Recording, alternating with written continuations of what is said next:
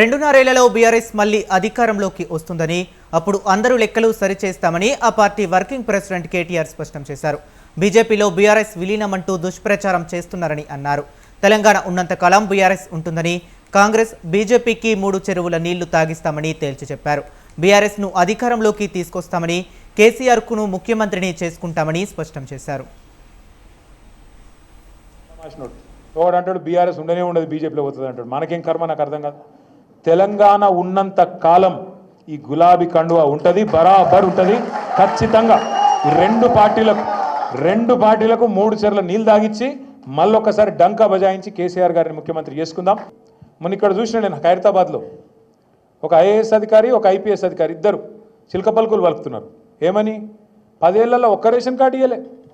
కాంగ్రెస్ వాళ్ళు మాట్లాడినట్టు మాట్లాడుతున్నారు. నేను వాళ్ళందరికీ ఒకటే చెప్తా ఉన్నా, ఎక్కువ టైం లేదు. 2-2.5 ఏళ్లలో మళ్ళీ మేమే వస్తున్నాం. ఎవరైతే ఎగిరెగిరి పడుతుండ్రో,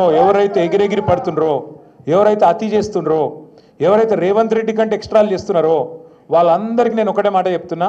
నేను ఇదివరకు కూడా చెప్పినా, మళ్ళీ కూడా చెప్తున్నా. బరాబర్ ప్రతి పేరు రాసి పెట్టుకుంటాం, ప్రతి ఒక్కరి మాటలు యాది పెట్టుకుంటాం. ఇదివరకు లెక్క మాత్రం ఈసారి ఉండదు. అన్ని లెక్కలు హిసాబ్ కితాబ్ సెటిల్ చేసే బాధ్యత నాది. 50,000 కోట్ల కాడ మొదలైంది రుణమాఫీ కథ.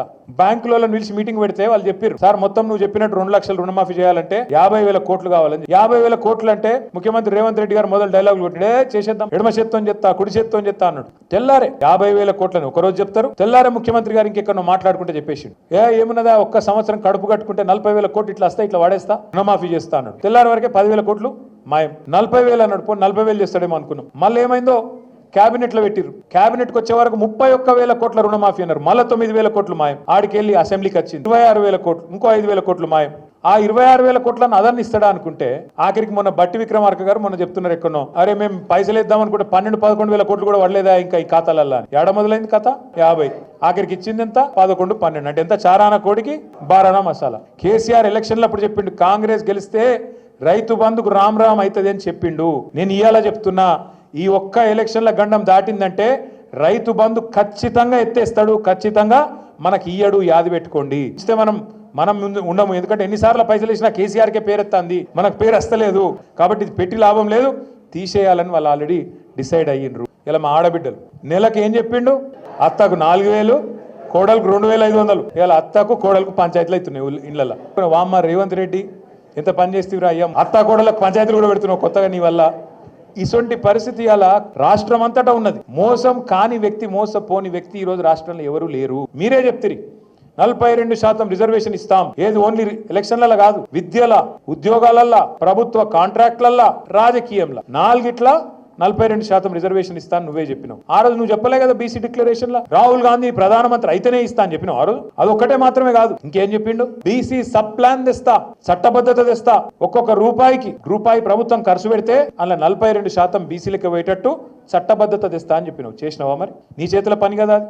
సరే, రిజర్వేషన్లు అంటే నీ చేతులు లేవనుకుందాం, ఢిల్లీలో చేతులు ఉన్నాయి అనుకుందాం ఒక్క నిమిషాన్ని. నీ చేతిలో బీసీ సబ్ ప్లాన్ ఉన్నది. సంవత్సరానికి 20,000 కోట్ల బడ్జెట్ పెడతా అన్నాడు బీసీలకు. 2 బడ్జెట్లు అయిపోయినాయి, 2 కలిపి కూడా 20,000 కోట్లు పెట్టలే. ఖర్చు అయితే 10,000 కోట్లు కూడా పెట్టలే. మరి ఏమైనా 1,00,000 కోట్ల బడ్జెట్, 5 ఏళ్ల 1,00,000 కోట్లు బీసీలకు పెడతానన్న బడ్జెట్ ఏడవైంది? అది నీ చేతుల్లోనే ఉంది కదా, అది పెట్టాడు. ఇక్కడ ఆయన చేతులున్నాయేమో ఇయ్యడంట, కానీ ఢిల్లీకి పోయి రిజర్వేషన్లు సాధిస్తాను పోయిండు. అట్లా కూట్ల రాయిది అనేవాడు ఏట్ల రాయిదిస్తాను పోయిండంట. బీసీలను మోసం చేస్తున్నావు రేవంత్ రెడ్డి, నువ్వు డ్రామా చేస్తున్నావు అన్న అంటే నన్ను తిడతాడు. నిన్నాడు నీది డ్రామా, నీ పేరే డ్రామా. ఎవరది డ్రామా? నేను అంటున్నా ఇవాళ రేవంత్ రెడ్డి గారు, రాహుల్ గాంధీతో నీ దోస్తీ ఒక పెద్ద డ్రామా, మోడీ గారితో నీ కుస్తీ ఇంకా పెద్ద డ్రామా, చంద్రబాబు చేస్తున్న జలదోపిడీ విషయంలో నువ్వు ఫైటింగ్ చేస్తున్నట్టు చేసుడు అది పెద్ద డ్రామా, నీ మేనిఫెస్టో ఒక పెద్ద డ్రామా, నీ డిక్లరేషన్ దానికంటే పెద్ద డ్రామా. అన్నిటికీ మించి అసలు నువ్వు కాంగ్రెస్ పార్టీలో ఉంటావని నమ్మించుడే దానికంటే పెద్ద డ్రామా. ఎట్లా నమ్ముతురో నాకైతే అర్థం కాదు. ఖుల్లా చెప్తున్నాడు ఆయన, నేను మోడీ గారు స్కూల్లో చదివినా, చంద్రబాబు కాలేజీకి పోయినా, ఇవాళ రాహుల్ గాంధీ కాడ ఉద్యోగం చేస్తున్నా. అంటే రేపు ఇంకెటన్నా మిగతా